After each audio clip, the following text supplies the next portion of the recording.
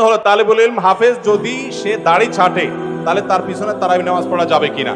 ইমাম সাহেব যদি দাড়ি চাটেন তাহলে এরকম ইমাম সাহেব ফাসিক, প্রকাশ্য ফাসিক, এরকম ব্যক্তিকে ইমাম হিসাবে নিয়োগ দেওয়া উচিত না, মাকরুহ। যদি তার পিছনে নামাজ পড়েন নামাজ হয়ে যাবে, নামাজ হবে না এরকম কোনো বিষয় নাই, নামাজ হয়ে যাবে। জানাজার নামাজে আমরা জুতা খুলে দাঁড়াই, এটা জরুরি কিনা কোরআন হাদিসের আলোকে জানতে চাই। জানাজার নামাজে যদি আমাদের যে পায়ে জুতা থাকে, জুতার নিচে যদি নাপাক থাকে, তাহলে সেক্ষেত্রে জুতা খুলে আমরা দাঁড়াবো। আর যদি নাপাক না থাকে, জুতার নিচে পাক থাকে, নাপাক কোনো কিছু দেখা না যায়, তাহলে জুতা পরেই আমরা জানাজা পড়বো, কোনো অসুবিধা নাই। জানাজার জন্য জুতা খোলাটা বাধ্যতামূলক মনে করাটা ভুল। আমরা অনেকে মনে করি যে জুতা খোলা ছাড়া কি হয় না, জানাজা হয় না।